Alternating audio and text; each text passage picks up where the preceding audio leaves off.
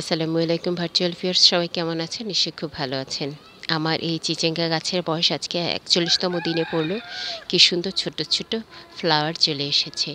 But আমি না বুঝতে পারছি না যে কোনটা মেল কোনটা ফিমেল।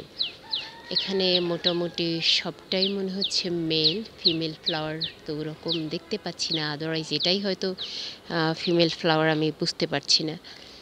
যেহেতু আমি এর আগে কখনো চিচিঙ্গা চাষ করিনি। আমি ঝিঙা করেছি, ধুন্দুল করেছি, লাউ করেছি, জালি করেছি। যদিও জালি কখনো আমার হয়নি, এবার আল্লাহ যদি চায় হবে।